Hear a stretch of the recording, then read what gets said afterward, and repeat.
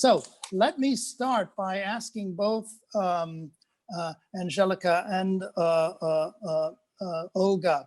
I understand that theater in Russia still continues even during the pandemic. It's been closed in places like Britain, Germany, most parts of Europe, certainly in the United States, and even here in Singapore. And so what is the situation like? В большинстве стран Европы, в Америке, в Сингапуре тоже закрыты сейчас театры, но в России они продолжают работать. Это корректно. И насколько сейчас ситуация, как сейчас обстоят дела в России с театрами? Angelica, do you want to start? Я сейчас нахожусь в Литве, поэтому мне сложно оценить ситуацию, которая сейчас в России. Но как бы там ни было, я думаю, что поддерживать работу театра все равно лучше, чем театры не работают вообще, как у нас сейчас в Литве. Right now, I'm in Lithuania, and here everything is closed, but it's my belief that it is better when theaters are open and work to some extent, rather than they're just closed. Though I can't speak on behalf of Russia, because I don't know the situation there. Yeah, maybe Olga, you could tell us, if you unmute yourself, maybe you could tell us what the situation's like, because you're still going over for performances, you told me.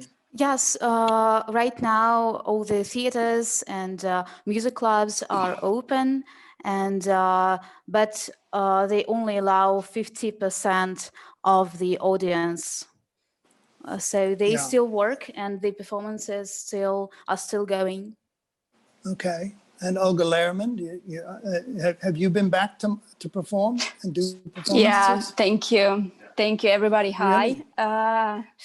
Really? Yes, now we can play in Moscow. Before we had 25%, and now it's true, it's new rule. We have 50% to audience. And that is easy because theater can work, and it's mean that theaters leave. Because here in Netherlands is too, theaters, museum, everything is closed. We can just go to supermarket, that's all. And does that mean, Olga, that you can fly back to Moscow to perform? Do you have trouble? Do you have to get tests? Are you tested as you fly? Yes, I don't have trouble to fly, but when I back to Moscow, I need to get a negative test, and only after this I need to download this in special app, and after I can go to theater and work. And when I back to Netherlands too, I need to get a quick test before I leave, before 72 hours. Yeah. And yeah, it's Wow, not it's easy amazing. to fly, but for me it's easy because I have 2 passports. But in general, for people, it's really, really difficult. It's hard. Yeah. Sure. Yeah, it's absolutely difficult times. Listen, I'd like to move on really and get right into the center of what I'd love to talk to the two of you about, which is and maybe starting with Angelica. Can you tell us about dance theater? This is a term that may not be familiar to most people who think that there's the world of dance, ballet, contemporary dance, and the world of theater. Dramatic theater, comic theater, whatever, but you've really not so much pioneered, but you've been a real exponent of dance theater. Can you tell us what it's about? What makes it different from pure dance or contemporary dance or pure theater? How would you define dance theater? Вы не могли бы немножко рассказать про танцевальный театр, поскольку в основном люди привыкли думать о театре и о балете, и, соответственно, о спектаклях, о драме, как о совершенно разных вещах. И вы совмещаете эти 2 вещи. Как вы это делаете? Расскажите немножко подробнее просто про вот этот концепт. Я всегда мечтала, ставя спектакли, чтобы в результате они были живые. То есть, чтобы спектакль человека волновал. И мне казалось, что чистые жанры, и опера, и балет, или современный танец, они утратили в себе именно вот живое. И поэтому я, ставя спектакли, хотела, чтобы движение в спектакле было близко к движению человека. Поэтому через уже почти 30 лет, сколько я работаю в этом жанре, он уже, ну, я просто, это мой язык, я разговариваю таким языком танца. It has always been my dream to stage performance that reflects life, life itself. And in my opinion, pure genres like opera, like ballet, like dance, contemporary dancing, and pure drama, they don't reflect life. They host this connection to life. So I always stage living performances that are very similar to our lives. And in these 30 years of my work in this field, it has become my own language. That's how I express myself. Yeah, that's kind of wonderful. It's really staggering. And Olga Lerman, from a performance point of view, how do you interpret this kind of dance theater? Is it new to you? Was it when you first started working in Angelica's productions?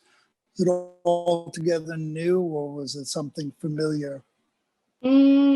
I studied in ballet school before, but of course for me it was really new because after ballet school and before I started working in theater, I didn't dance 5 years like a professional dancer. I didn't do this. And when Angelica proposed me for this is a beautiful role, I was really surprised, and I told her that I not really dance long time. I stopped with this because I really hated this that moment.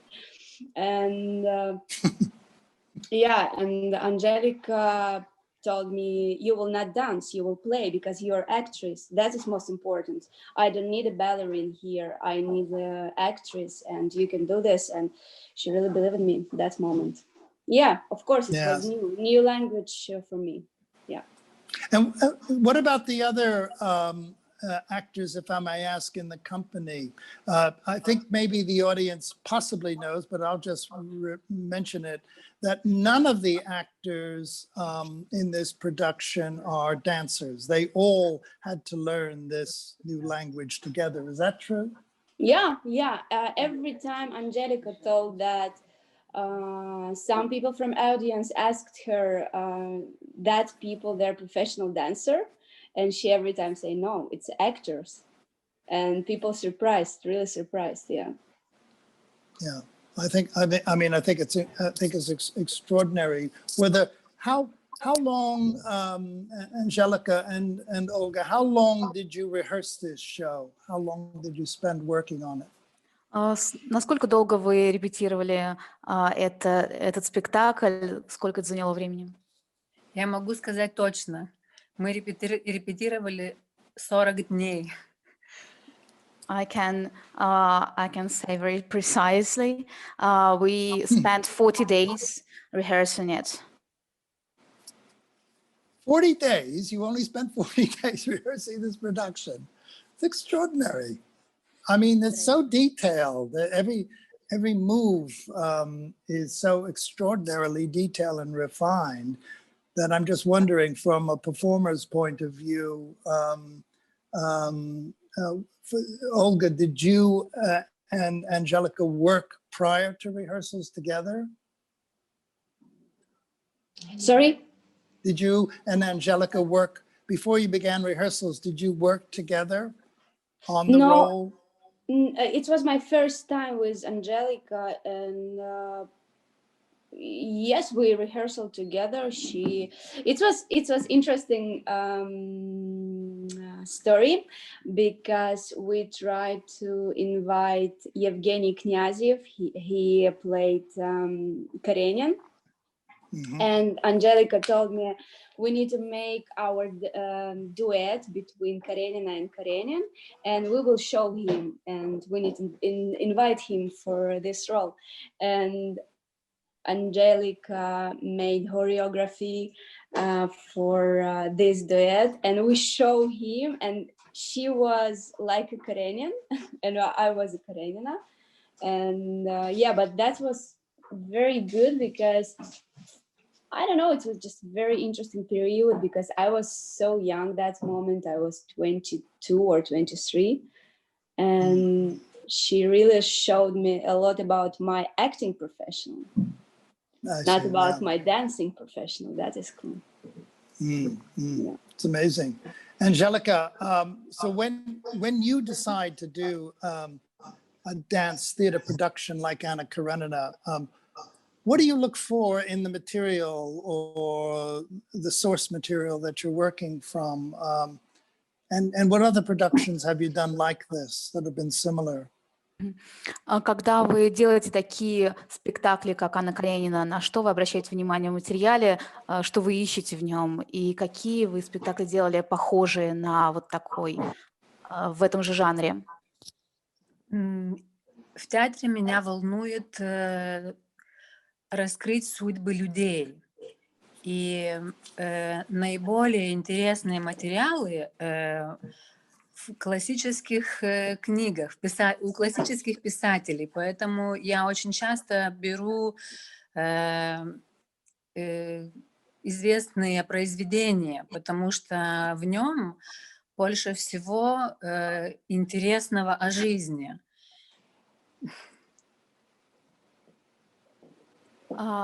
I like staging performances about life, so I always choose materials from classical pieces, because these pieces, the classical pieces, have the most valuable scenes about life and this expression of life. Мне интересны отношения между мужчинами и женщинами. И я люблю очень наблюдать жизнь, и поэтому мне очень интересно настоящее на сцене, вот, чтобы зрители видели на сцене, узнавали свои истории. Потому что эти все темы, они до сих пор современные. Я ставила много что. Анну Каренину, Отелло, «Идиот» Достоевского. В любой этой теме есть... Они очень современные. I like to observe life, and I like to show to people on stage what relationships between a man and a woman can look like, so the viewers can appeal, so they can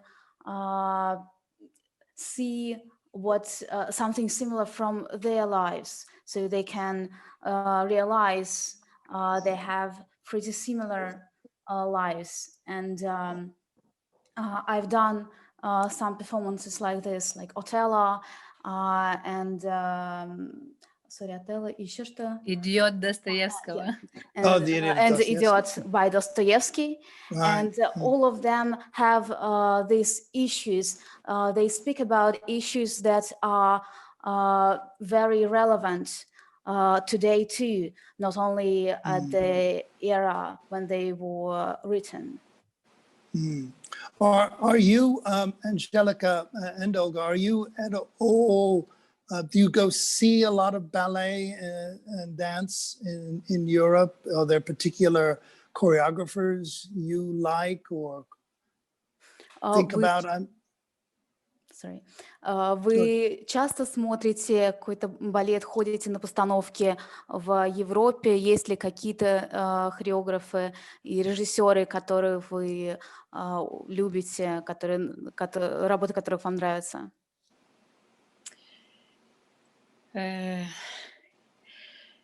меня есть свое мировоззрение, и, может быть, это может прозвучать высокомерно, но я сама себе очень интересна, поэтому я никогда даже не думала иметь каких-то кумиров. Я смотрю работы коллег, но когда я делаю спектакль, есть только я и мой спектакль. Поэтому здесь я люблю себя, понимаете? Sometimes I go and see my colleagues' performances, but I don't take inspiration from them because I have my own picture of the world, my own view. And I'm very interested in this point of view, in my picture of the world and myself. So what I need for staging a performance is only my view. Yeah, there was I think there was a famous contemporary production of Anna Karenina, probably by John Neumeier, director, choreographer, but it bears absolutely no resemblance to the work we've seen here.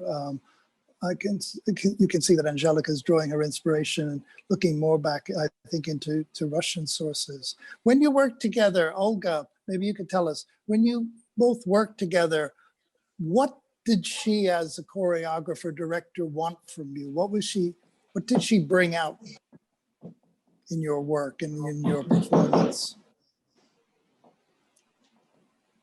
It's a question for me? Yeah. From what you mean? What Angelica took? Yeah, from, like in the rehearsal room. What did she want to get from you? Yeah. Because in general, it was like only Angelica choreography, of course. But sometimes I remember we had moment when I understood I'm so short. I'm just 1 meter 63 centimeters. And I told her probably I will walk in half of fingers. And I can be taller, and it gives me more like like adult figure. Yeah. If everybody, I just wanted to mention to everybody that if you watch the production, you'll see that Olga Lerman spends most of it on her toes. Yeah. Because the other performers are so tall, it means that for 2 hours every night she's completely doing it on her. She's not on point. She's not on point like a ballerina, but she is up on her toes. Is that not true? Yeah, that is true. That's true. So, Angelica, what did you see in Olga when you cast her in this part? Почему вы выбрали именно Ольгу? Что вас в ней именно зацепило для этой роли? Если она не будет слушать, я скажу. I will tell if she doesn't listen. She's gone. That's very good as a director. Good for you. Okay, we won't go into that any further. One of the questions that we've had from the audience is, and it was a question that I was interested in myself. The Russian actor, unlike a lot of Western performers, and certainly in their acting school and in their training, are trained in what's called plastiques, which is corporal forms of performance and movement. And I'm wondering what that plastique training was like for both of you and how you understand that notion of plastiques. Maybe Olga, you could. В российском подходе обучения артистов есть предмет пластика. Что это за предмет и что это за подход к обучению? Это мне вопрос? Да. Sure. Why don't you start? Я этого не знаю. Может быть, эти методики появляются всегда новые. Я, когда училась, я училась на режиссуре балета, поэтому у нас были другие предметы, нежели в программе у актеров. Но я хочу сказать, что я всегда отталкиваюсь от движений людей и перемешиваю их делаю их более эстетичными. Но самая лучшая школа — это движение, как это, боже, забыла слово по-русски сейчас. Язык тела. Вот, самая лучшая школа. Well, I don't really know because I was trained Которого as мы stage director. все понимаем. Язык тела понимают все люди. So I didn't have same disciplines as actors, but in my performances, the basis of my performances is body language, is the language of the body, of the movements that are natural for people. And I apply some statics to them. So this body language is really the language that everybody understands, all the nations, all people. So that's the basis. Did that feel natural to you, Olga Lerman, when you were working? I mean, did it feel like it was an extension of your natural movements? Yes, of course. I think Angelica took my sides too, because without this, I probably couldn't play this role. And she needs to work with my part of character, with my part of soul. I think so.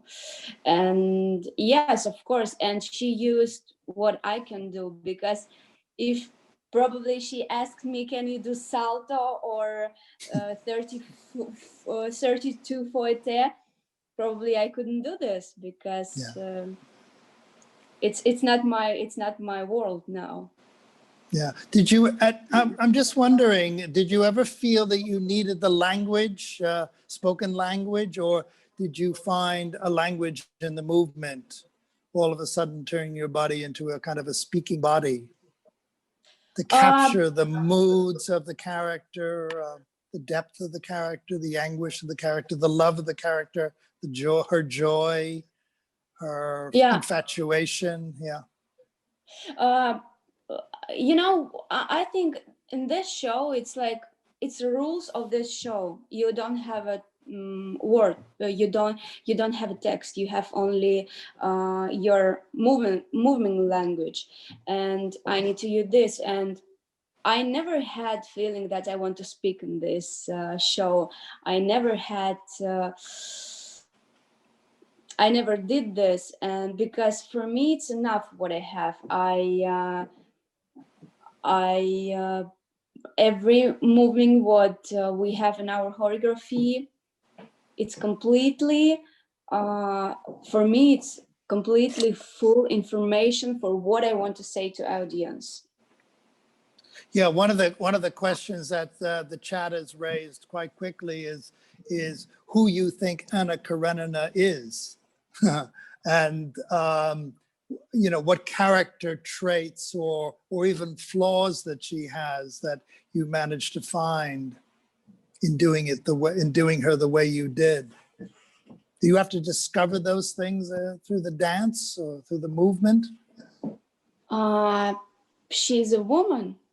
She's a woman like every woman which I see here, and she's a very sensitive woman, and woman who really like a fire, because for her it's really important. If she loves, she loves. If she hates, she hates. She doesn't have some part of like a half of character. No, she's very strong with her feeling, and she's very strong with her wishes, because she died. Yeah. I'm wondering, Angelica, did the director in you, the theater director in you, stop performers from doing certain things or ask them to change or go in a different direction in terms of their character portrayal? Как режиссер, вы просите в какой-то момент актеров поменять что-то, что они делают, остановиться, не делать то, что они, не знаю, делают или хотят сделать, как-то поменять их, то, что они делают вот прямо сейчас, то, что они чувствуют, как что должно быть сделано. Не очень поняла вопрос. То есть, когда вы ставите что-то, и если у актера есть какая-то мысль, то есть вы меняете что-то в этом или Я нет? поняла.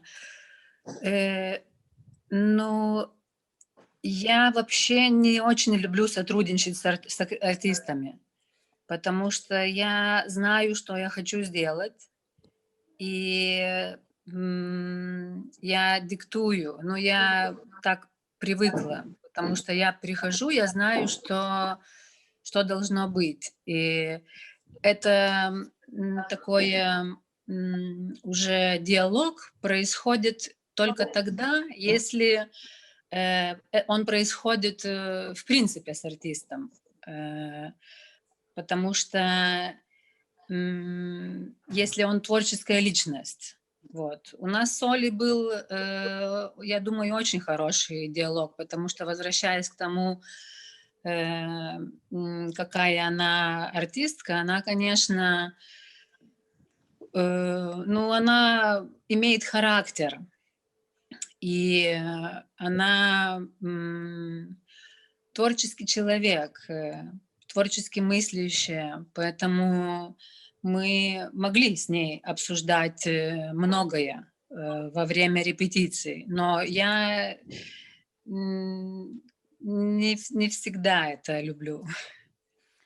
Usually I have a very precise vision, so I just tell the actors what to do. But when the actor is an artistic an artistic person and a very talented artistic person like Olga is, we can have a dialogue, but it's a rare thing, really. Yeah, okay, fine. Yeah, good. Listen, we're getting a lot of questions that anticipate the next question I was going to ask, which is a lot of people want to know about the music and asked if you would talk a bit about the music. So, because I think everybody should know too that Angelica really kind of scored this production with various pieces of music. So there's the music by Alfred Schnittke. There's also some Tchaikovsky, and then some Mahler comes in at various moments. So Angelica, could you talk about the music, why you picked the pieces you did? Очень много вопросов по поводу музыки. Вы не могли бы немножко больше рассказать про музыку, почему вы выбрали именно Шнитке, Чайковского, Малера, как вы вообще выбирали музыку для этой постановки? Основой спектакля является музыка Альфреда Шнитке, и только 3 небольших кусочка есть других композиторов. И я очень рада, что я нашла эту музыку, потому что я знала и раньше музыку Альфреда Шнитке, но я ее не слышала. И когда я была маленькая, училась в институте, мы проходили этого композитора, естественно, но мне тогда казалась его музыка как набор звуков. И я очень рада, что я ее услышала, потому что там вся нужная была мне драматургия. Well, the whole production is based on Schnittke's music. Mainly, there are only 3 little scenes with other composers' music, and I'm very happy that I found this music. Of course, I knew Schnittke's music before, and when I studied, I came across that music too, but I never really heard it, never really listened to it as a music. And now I found this music for myself, and I'm very happy I finally did it, because it contains all the necessary dramatizing effects in it. Is it made up of different separate pieces, or is it from particular pieces? The audience, I think, is quite interested to know, gives an idea of what specific pieces you used here by Schnittke. А какие именно произведения Шнитке были использованы? Это много-много разных произведений или какие-то основные крупные произведения? Шнитке написал очень много произведений, и он писал и симфонические произведения для оркестров, и для кино очень много писал, и для театра. И я просто слушала, и, можно сказать, все подряд. И видела сразу сцены. Мне было очень легко. Я музыку эту собрала за 3 дня. Потому что в ней все есть. Мне кажется, что он мне написал эту музыку для меня. Вот такое ощущение. Schnittke has a lot of different compositions for orchestra, for films, and I was just listening to it, to different pieces, and saw these scenes. It's like if Schnittke wrote this music particularly for my performance. And it took only 3 days for me to find this music, to arrange all the pieces. Right. And did you go into the rehearsal with a fixed idea of the pieces of music so that you would give them to the actors right from the start? И у вас с самого начала была идея, для какой сцены, какая музыка, и вы сразу пришли уже с вот этим планом и сразу дали актерам этот план, что где будет. Да, потому что я ничего не придумала сама. Там все есть в музыке. Музыка мне все сказала, как надо поставить. I didn't invent anything. It's No, only of course. based on music. So Yeah. music was Yeah. was the inspiration, and music dictated what scenes will be where. Yeah. Olga Lerman, so when the actors received or heard this music for the first time, you must have all been unfamiliar with it. It must have, how did you all receive it? I'm just interested to know how you heard it and what it did for you as an actor and what it prompted. First moment, it was really difficult because, for my opinion, Schnittke is very and classical, you know, like he has a lot of cacophony in his music, but after I understood his music really like math. Because he has very strong accents, he has a very strong rhythm, and when you inside this music around 3 weeks, 1 month, 1 year, you really can see, wow, this music available.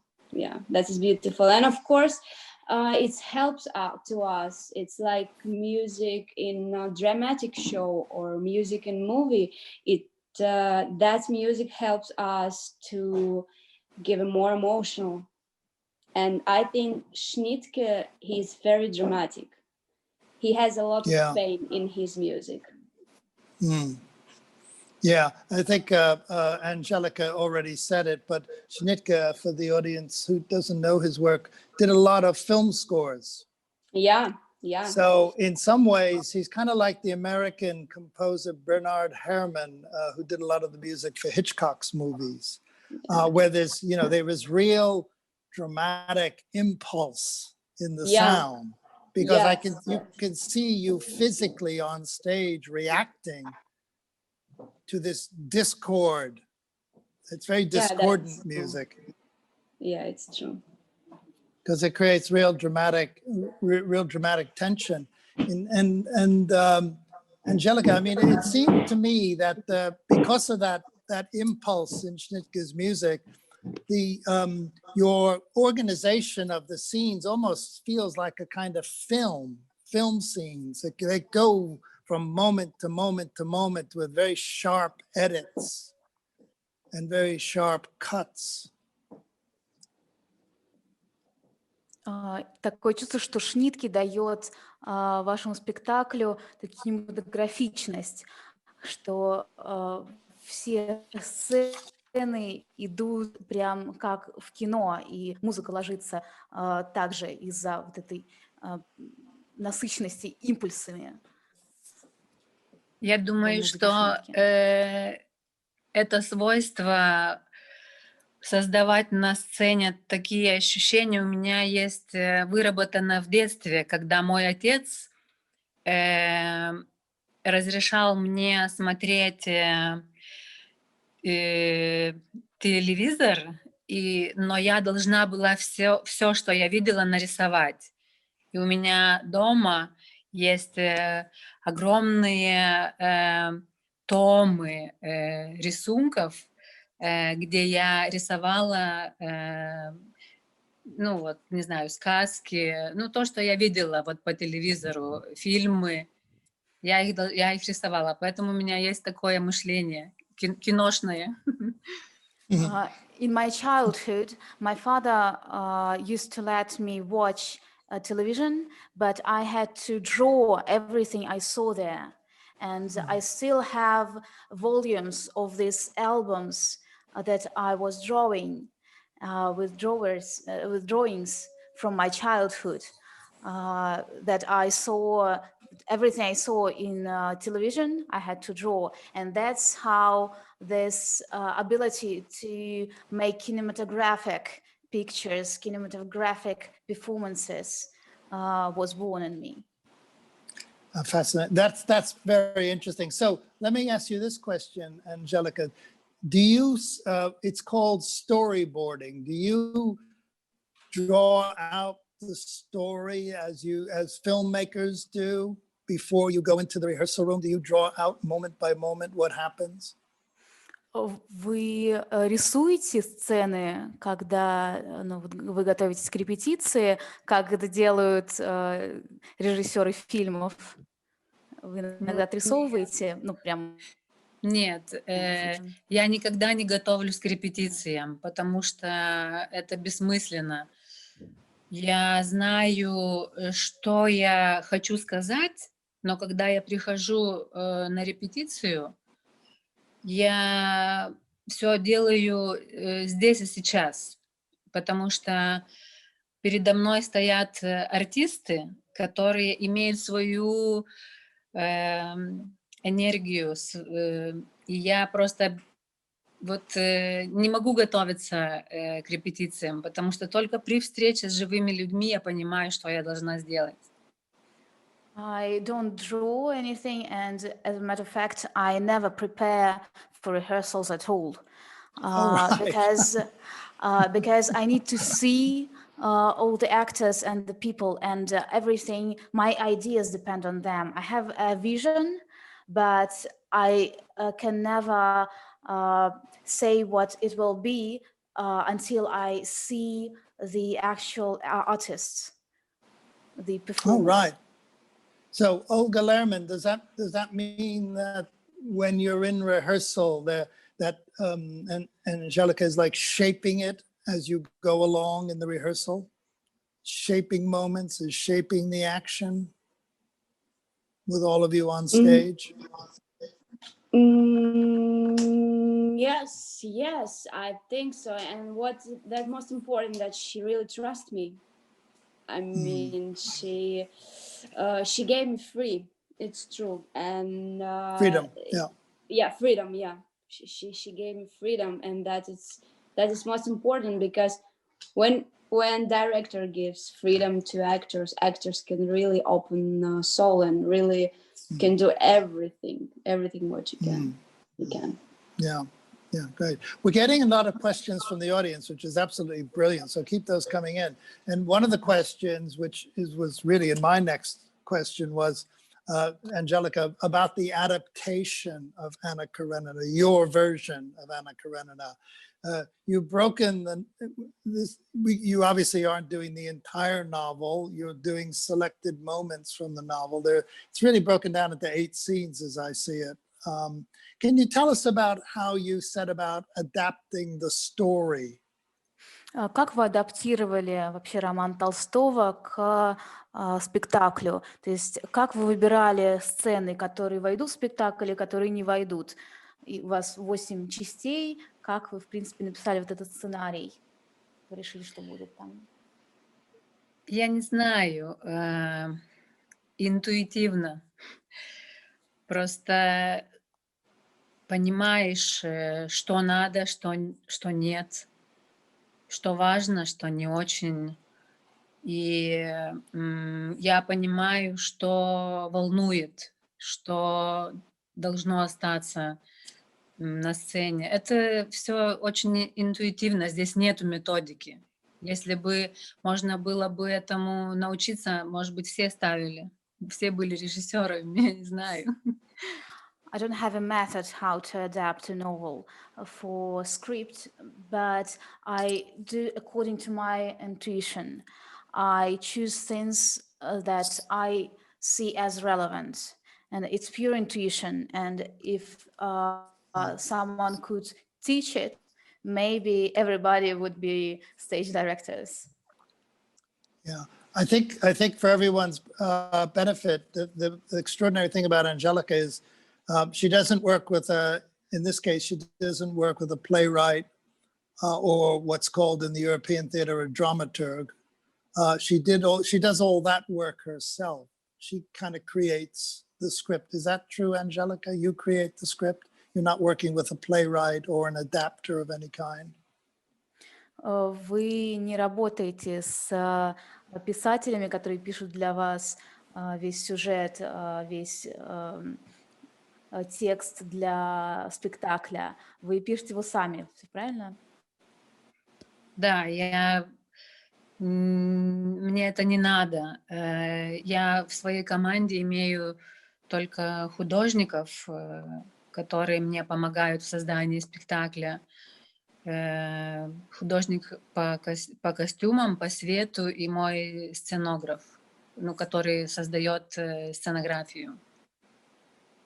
I don't need any writers because I do it by myself, yes.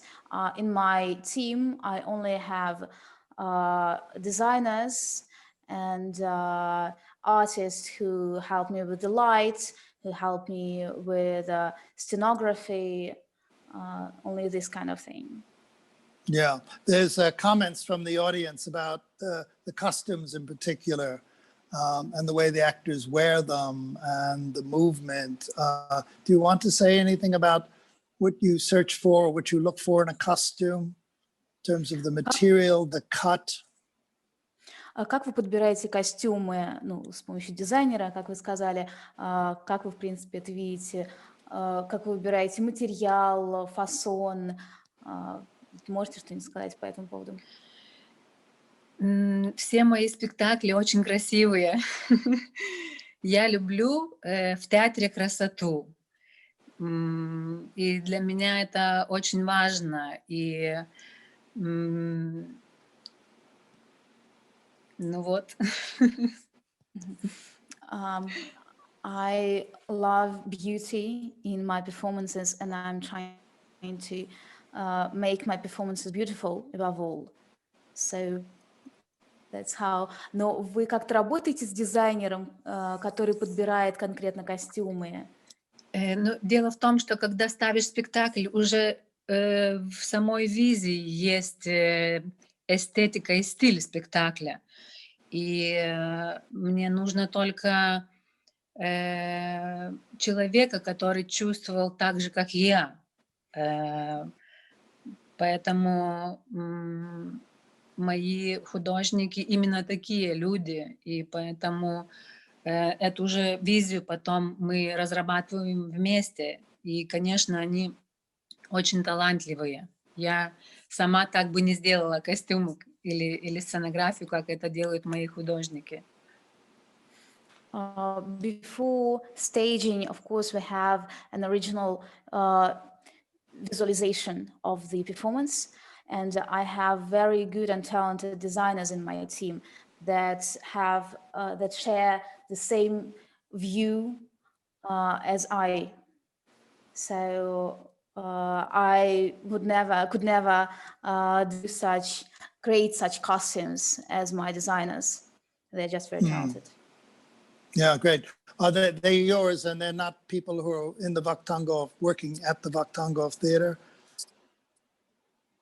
They're Это именно Angelica's ваша team. команда, это не люди, которые в Вахтангове.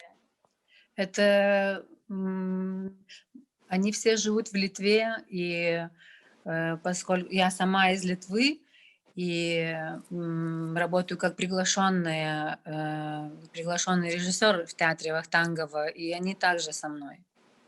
Yeah. I'm from Lithuania, and in Vakhtangov Theatre, I work as an invited stage director, and I always have my team. So these designers are not from Vakhtangov; they are from my team, and actually, they all live in Lithuania as well. Yeah, Olga Lerman.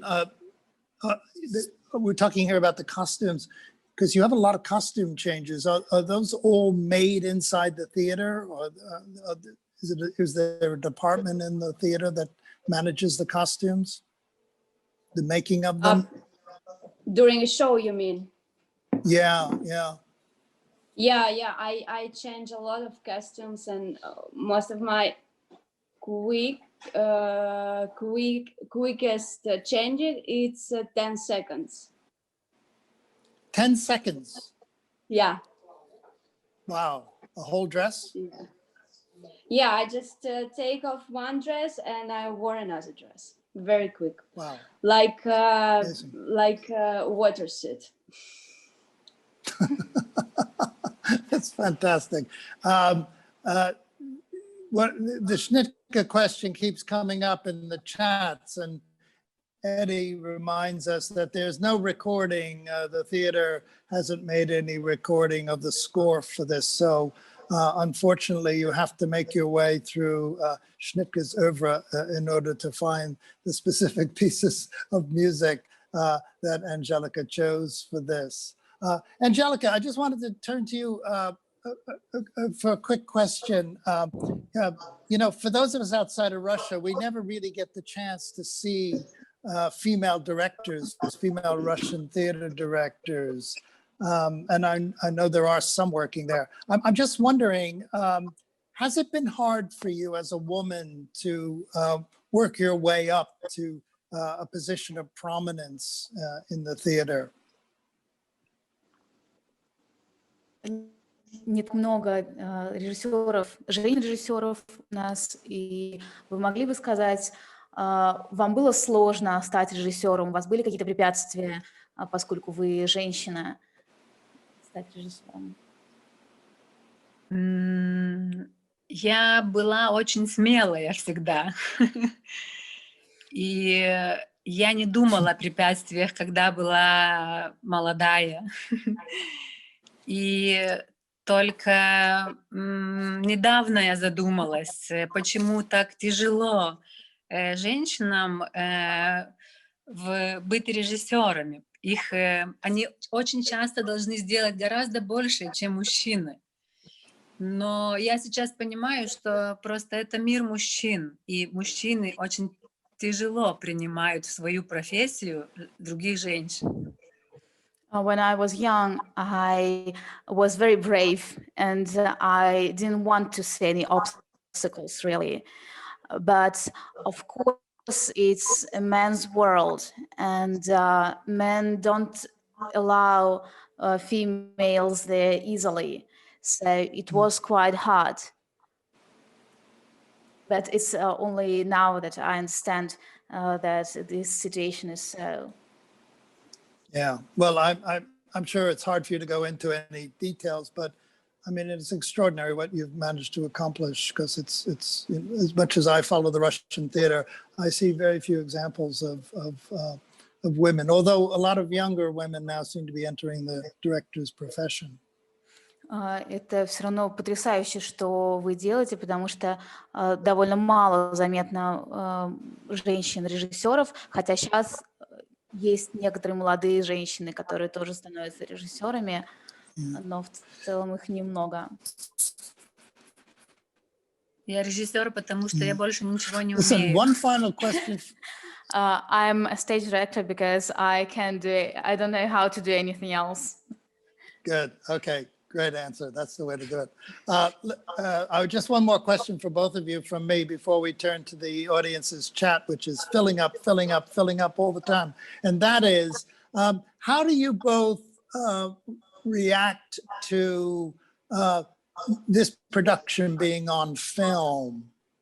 Do you think it enhances it in any way? Do you think the film can't capture something three-dimensional that we're missing? How do you feel about that? Olga, maybe you could start. Do you like seeing this in this way? You mean a film what Eddie The made, film, or yeah, film or like just the film production, the filming of a stage production? I think it's every time really, really difficult to record shows, because in theater, it's everything about energy. It's everything about speech between actors on the stage and audience in the sail. And I don't know, I think it's every time really different. But if you mean that make from this show like movie, like movie, Yeah, the version that we've just seen, Yeah, I think it's just really, really difficult. I think so. And you can ask about this Eddie. I think he knows more about it. Well, it's Eddie who asked me to ask you, so I'm going to ask Angelica the same question. And how do you feel about seeing this production of yours on film? Because when you and I spoke earlier, Angelica, you told me you weren't really heavily involved in the filming of it because it was done by other people. But I'm just wondering how you respond to seeing it now in this film version. Как вы относитесь к вашей постановке записанной? Как вы относитесь к фильму, который сделал Эдди? Как вы нам ранее говорили, вы не особенно были вовлечены в съемки, то есть вы не имели к ним особенного отношения. Но как вы относитесь вот к готовому продукту? То есть что-то ушло из этого спектакля фильма, что-то улучшено было в нем? Как вы к нему относитесь, как вы рассматриваете? Осторожно, Анжелика. Мне кажется, что Эдди очень хорошо сделал свою работу, потому что, как Оля говорила, что очень трудно снимать спектакли, чтобы передавать эмоцию. Но в нашем варианте, мне кажется, что съемка очень хорошо удалась, потому что я спрашивала своих знакомых, которые живут в Америке и которые ездили специально в города, в Лос-Анджелес, Сан-Диего, ну, я просто имею там друзей, у них спрашивала, как ваши ощущения после просмотра этого фильма в кинотеатре. Они говорили, мы плакали. Вот если они плакали, значит результат такой же, ну, это хороший результат, потому что такой же, как и в театре после спектакля.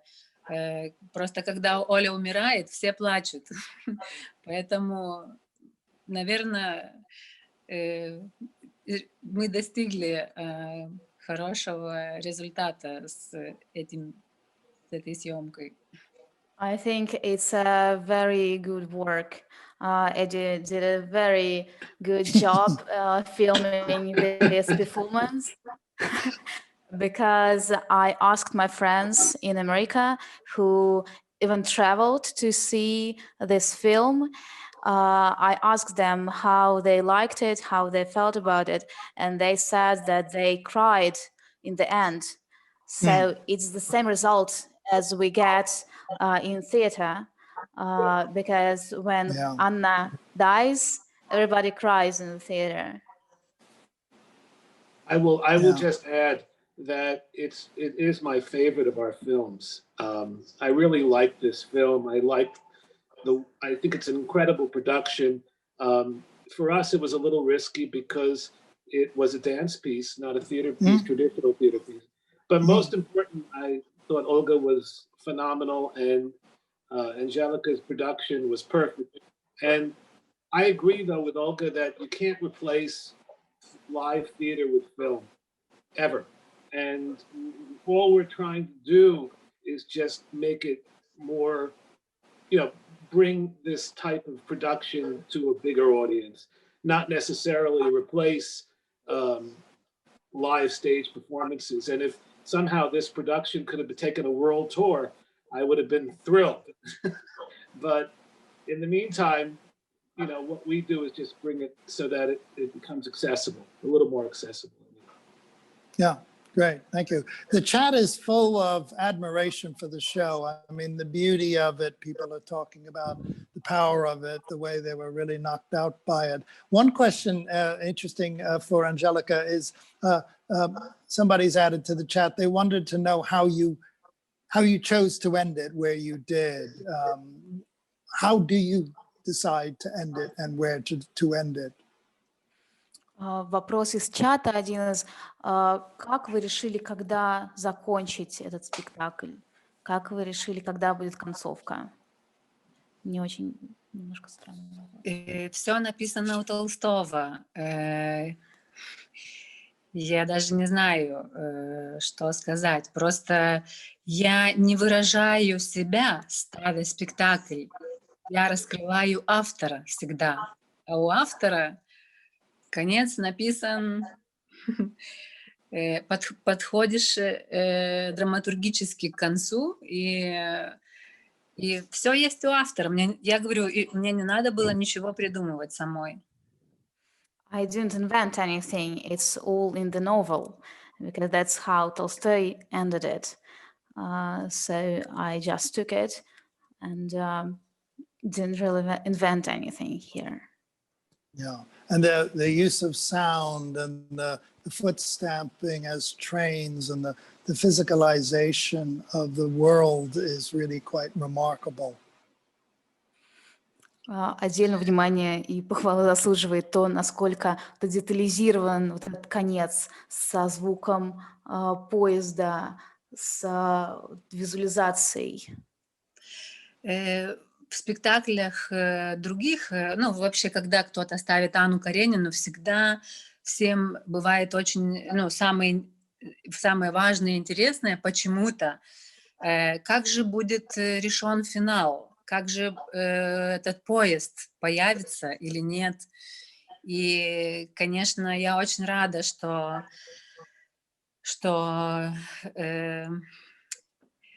я просто понимаю, что поезд — это люди, которые проезжают. Мы проезжаем через души друг друга. И поэтому как бы настоящего поезда не надо было. Поэтому это все есть в звуке стульев и в спинах людях, которые отворачиваются от Анны. In every staging and filming of Anna Karenina, one of the biggest interests for everybody is how the train will appear. How will they make this train? And it's my understanding that the train, it's not the train itself, it's people running over or through the souls of people. So that's how I reflected it, through the sound of the chairs and through all the people. Yeah, that's brilliant. Thank you. Yeah, that's very good. Oh, Olga, somebody asks and mentions that it must be an amazingly emotional performance for you to go through. Do you miss it when you're away from it? And how do you prepare yourself to get back into that high state of emotion when you've been away from the production for a while? I can't say I miss, because I know that every month I will play this show, or if something extraordinary will not happen. But no, for me, it's like I just prepare for this show because I know one time per month I will play. I don't do ballet class. I don't like it. I just know that I need to be fit. I do yoga, I do kickboxing, I'm jogging, and I just know that I need to have a good form for doing this, especially because I'm 33 years old. I already started older and older. I will not be younger. And I don't know. Yeah, and you learned how, and for the film you were in, White Snow, you had to learn how to ski, yes? Yes, yeah, that was, to be honest, it was really difficult for me, because I thought first moment that I really fit and I very sportive person, but my ballet back doesn't help me, because when you're a ski player, you need to be like a hook. And I was every time like a board for sausage, you know, because I can't have those for my back. I need to do like this, and it was really hard for me. Yeah, but it was very interesting experience for me, and now I can be ski player. Yeah. Oh, that's lovely. Angelica, somebody asks, is there in Anna Karenina and in your production a defining scene or a defining moment that really captures the essence of your idea of Anna Karenina? Тоже вопрос из чата. Есть ли некоторый эпизод или сцена, которая прям выхватывает всю суть спектакля, которая выражает всю суть его? Я думаю, что спектакль всегда должен быть единое полотно, что одно переливаться в другое и быть важно, знаете, как и в жизни. Все важно, но и ничто не важно. Поэтому мне сложно ответить на этот вопрос. It's difficult to say, because in theater, as it is in life, all the scenes are melting into each other, and everything goes very smoothly. So it doesn't have the most important part, the most essential part. It's just, it's like in life, everything is important and nothing is. I'm reading one of the chats. I'll read it directly. The person says, I couldn't believe you could dance in those costumes, made into the ballet dress costumes to enable you to dance. And the facial expressions were outstanding, as well as the balletic expressions. And this person also wants to know about the chairs, and just thinks the work you did with using chairs was so extraordinary. especially making trains and making lines of people and those wonderful scenes where you create with physical bodies, the race course. So people are, this person's remarking on the use of props. Do those props come into the production as you're creating it, or did you know you wanted to use them from the start? Когда вы думали про декорации, вы сразу решили, что они будут, ну, в частности, там ипподром из людей, да? Или вы сразу знали, у вас была сразу задумка, или вы в каждом моменте решали заново? В театре я люблю пустую сцену и люблю делать действа только с людьми. Поэтому мне не нужны декорации большие, которые бы объясняли, где мы находимся, или меняли бы местоположение. Я люблю атмосферные декорации, минималистические, которые подходят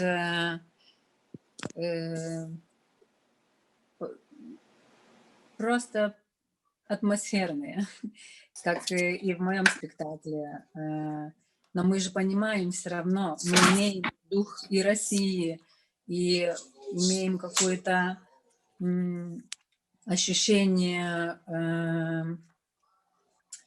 ну вот это просто она правильная декорация, я не знаю, как это объяснить. Well, I like to work with people, so I don't need massive stage sets and props. Я люблю пустую сцену, скажите это. I like the empty stage. I like my stage to be empty. So I need only very minimalistic props. I don't need props to tell the viewers where it is happening, because it is all in the feeling. And so I don't need very huge sets. Yeah, great. Listen, we've had several questions or several comments about one of the other actors in the show, which maybe we'll talk about, and that was the actor who played Karenine, Evgeny Neyatsev. People seem to really love him, and he's the one actor, I think, in the show who doesn't really have to dance. Tell us about him. He's such an extraordinary presence. Расскажите, пожалуйста, про актера, который играл Каренина. Это, кажется, единственный актер, которому не надо было танцевать. Можете немножко рассказать про него подробнее? Евгений Князев очень знаменитый актер в России, и он очень большая звезда, он играл в многих фильмах, сериалах. С ним невозможно пройти по улице, его везде узнают люди.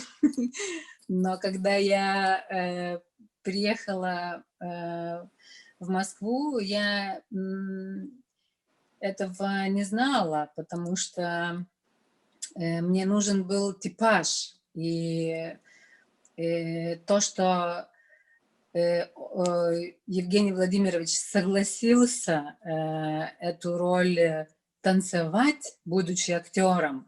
И вообще это, конечно, уникально, что все актеры там, и больше было, кстати, возрастных артистов в спектакле, но то, что они согласились экспериментировать с собой и быть в неизвестном себе жанре, это очень смело. Но это особенности русских артистов всех. Они смелые, и если им интересно, они идут и делают. This actor, Evgeny Knyazev, he's a very famous actor in Russia. He's actually a huge star. It's impossible to just walk with him by the street because everybody recognizes him and asks for autograph and a selfie. But I didn't know that when I came in first. So I was looking for a certain type, and he agreed, luckily, to participate in this very uncomfortable at first for him genre. Right. Well, he, yeah. Ну And что, all артисты the русские Russians, смелые, скажите.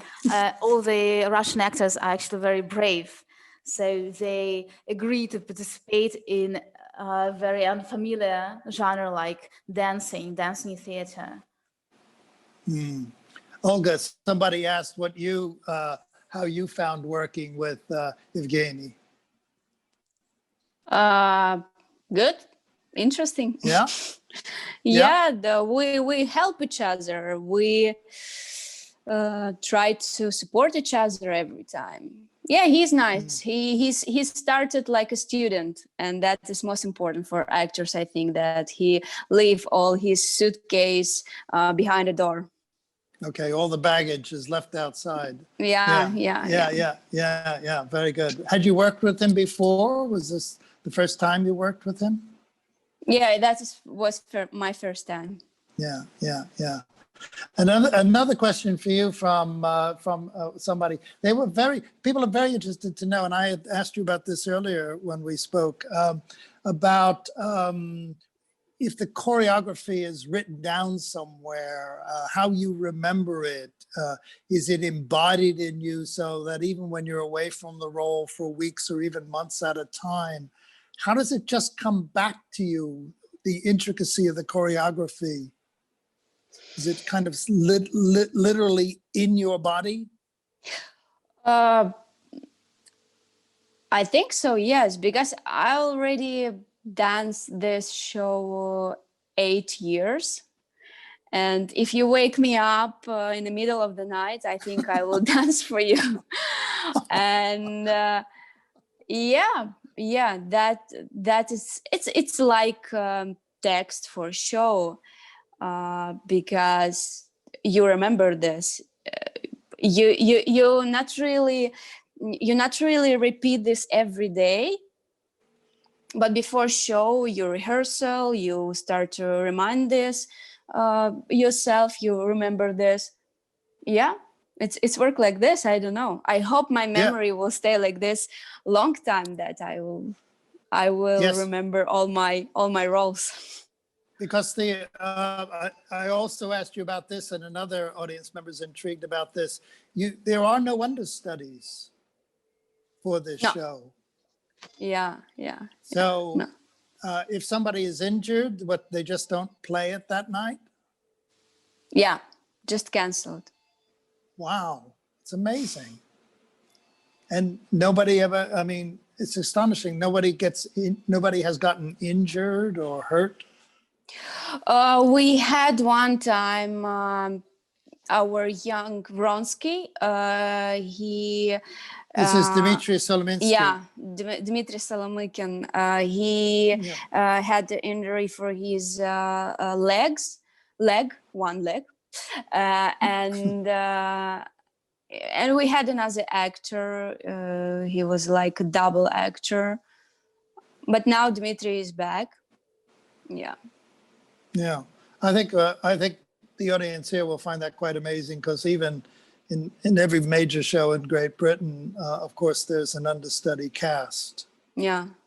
And most of them will never get to act the roles, but they still pay for an entire understudy cast. Yeah, so I think that's it amazes people. Listen, we're going to have to end soon, but I just wanted to ask both of you in different ways. So, Angelica, what's next for you? What new projects are you doing? What can we look forward to seeing from you? Какие у вас дальше замыслы, проекты? Что нам ожидать в будущем от вас?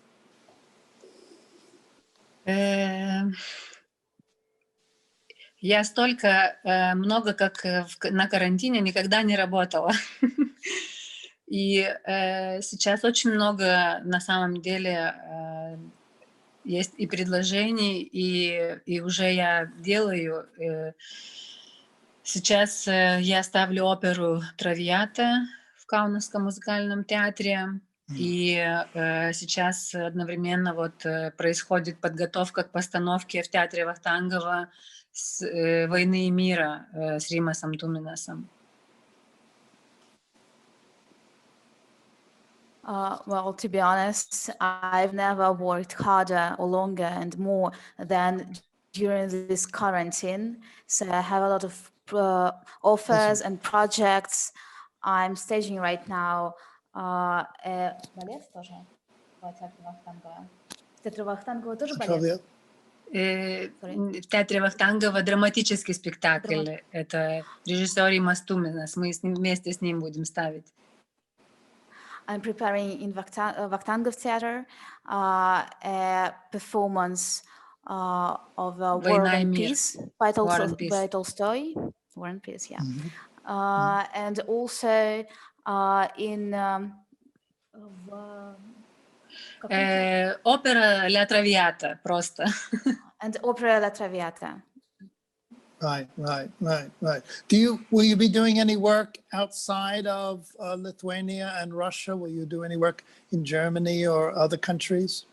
Вы будете делать какие-то проекты помимо, как в Литве и в России, может быть, в Германии или в Европе, где-то еще? Я имею свой театр, и я заинтересована больше всего ставить у себя. И я люблю, когда меня приглашают, но я очень осторожно отношусь к приглашениям, потому что есть... Ну, я сложно соглашаюсь вот, работать в других местах, потому что я люблю свои правила. Это сложно иногда бывает принять другим театрам. Вот. И я выбираю только то, что мне нравится. Я больше всего сейчас жду постановки с прима-балериной Ольгой Смирновой. Она танцует в Большом театре, которая хочет себе балет «Идиот». Вот. То, что я делала у себя в театре, она хочет сейчас как бы перенести, значит, с артистами Большого театра, значит, и сделать эту постановку для себя. Вот. Мне это очень интересно. My priority is always my own theater, so I have offers and I like offers from other theaters, but I choose very carefully because I like to do what is interesting for me.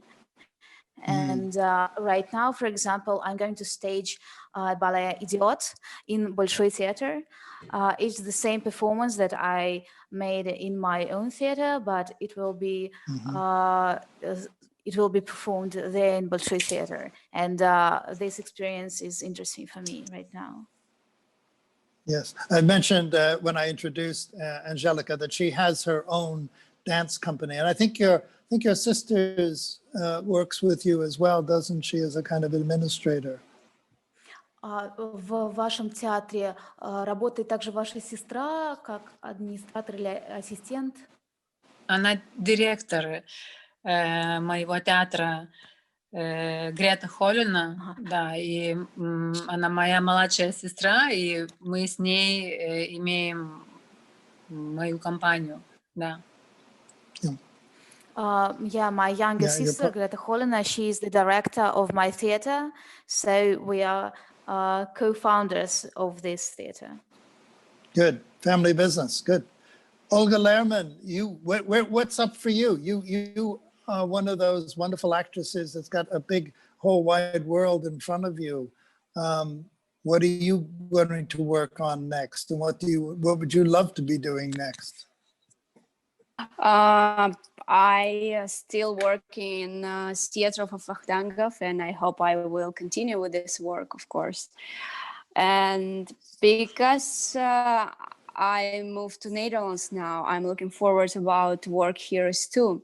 But now it's impossible because all theaters is closed, but probably I will find something in movie. We'll see. I really open for those things. And yeah, I learned Dutch now. I don't know, probably I will play here something. Yeah, be in Netherlands. Tell us about the movie. Is the movie out there? Can people see it? White Snow?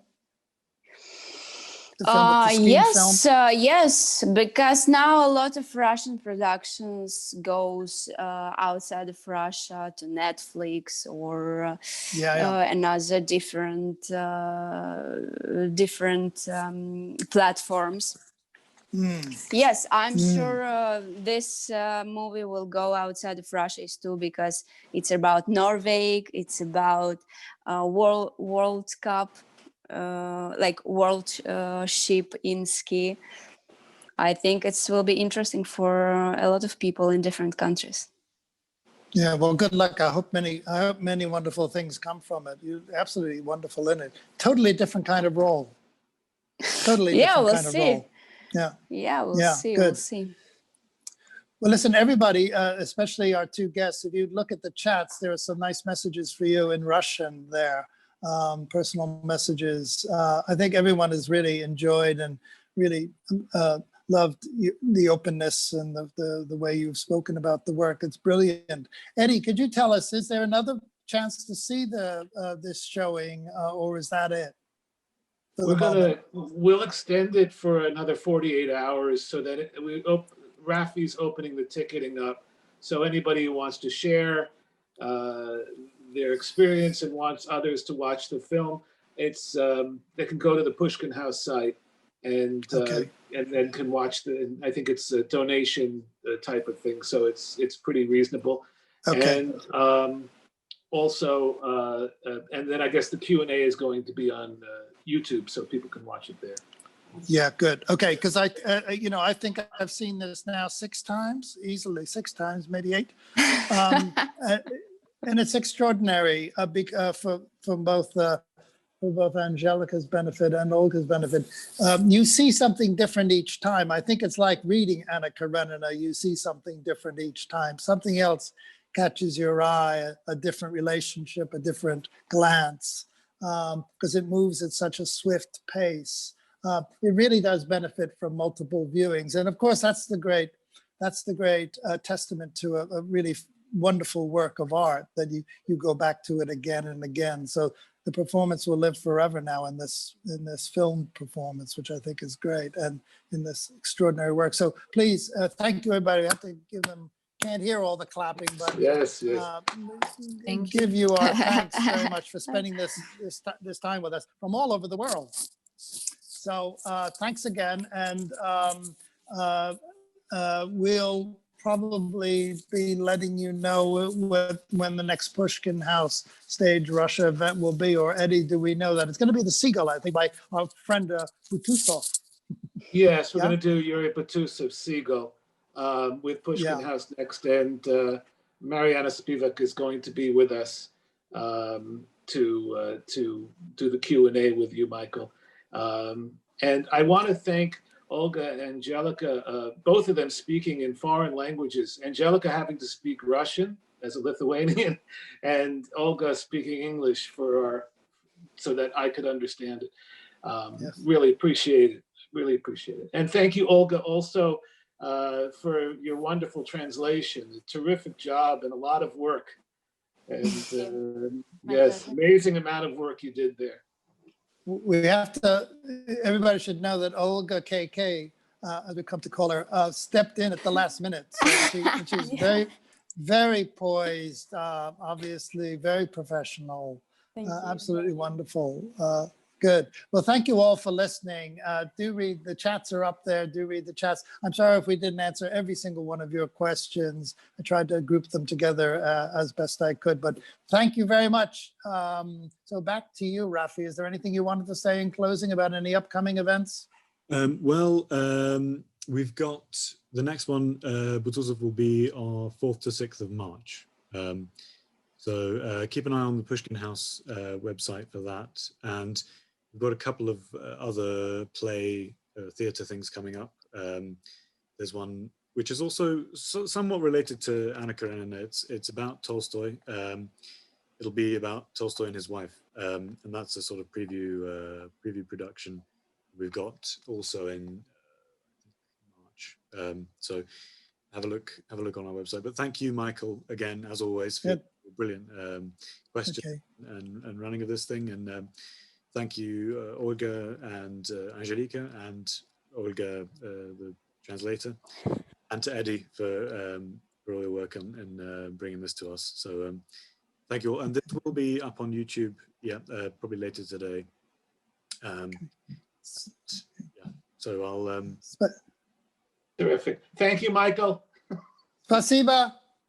Yeah, thank you, everyone. Thank you for invitation. Спасибо всем. Спасибо.